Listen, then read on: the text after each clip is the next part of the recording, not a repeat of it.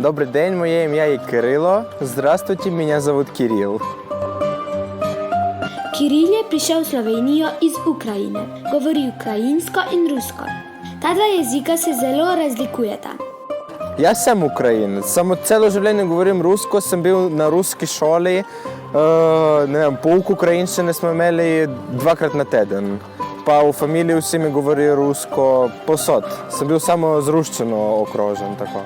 Ime Kiril uporabljam, ker sem rojen v tistem delu Ukrajine, ki je najbližje Rusiji, pa vsi govorijo rusko. In zdaj po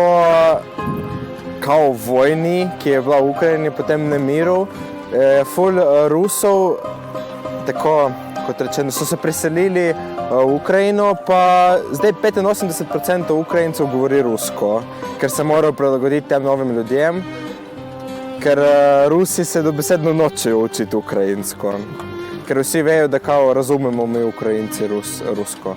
Zakaj si prišel v Slovenijo? V Slovenijo sem prišel, ker prvo je moja mama že tukaj 10 let, pa smo stalno potovali po celi Evropi, pa tako. Pa potem je rekel, zakaj ne bi šli enkrat k meni, v Slovenijo, da ne rabimo iti nikamor drugam, ker imam že tako stanovanje in to. In smo rekli, ok, dobro, jaz in brat, sva rekla, da lahko gremo tam in nam je bilo tako všeč. Smo prišli enkrat, 2-krat, 3-krat in pol se je začel ta nemir v Ukrajini in mama rekla, ajde, zdaj se bomo preselili in to je to. Ne zanima me, če nočete živeti tukaj, ne, ker hočem, da so moji otroci na varnem. Kako se je tvoje življenje spremenilo v zadnjem času? Največja sprememba je bila to, da smo se preselili v Krško iz Kopra. To računalniško šolo bom dokončal, ker nočem, da ta leta mi grejo v prazno. Kaj pa bo naprej, po resnici povedano ne vem še. Ker zdaj imamo ta hotel, pa mama hoče, da jaz pol sem direktor tega. Ne vem, očem hoče, da grem v avtomehaniko.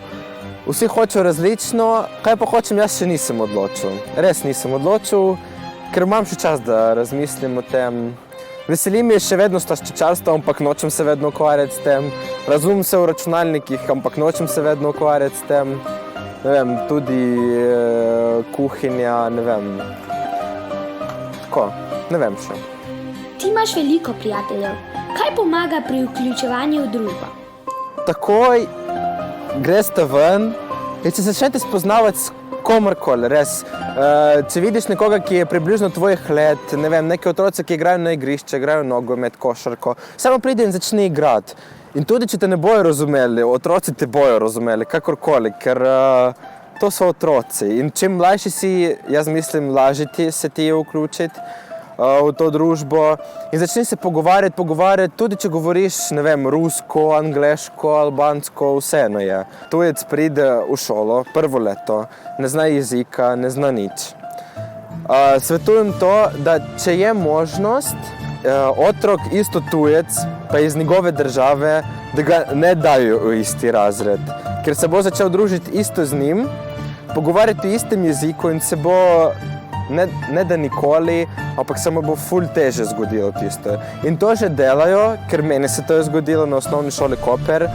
Jaz sem se spoznal s tistim svojim najboljšim ruskim prijateljem, ampak so me dali v paralelni razred. Prvo so mislili, da zaradi politike, ker jaz sem iz Ukrajine, on je bil iz Rusije, pa so mislili, da bomo neki konflikte med nami. Ampak mi smo otroci, kakšne konflikte, politika, to nas sploh ne zanima. In kaj bi svetoval nekomu, ki se hoče preseliti v drugo državo? Ja, jezik, jaz mislim, da je najbolj glavna sestavina tega vključevanja v družbo, ker brez jezika ne moreš nikamor.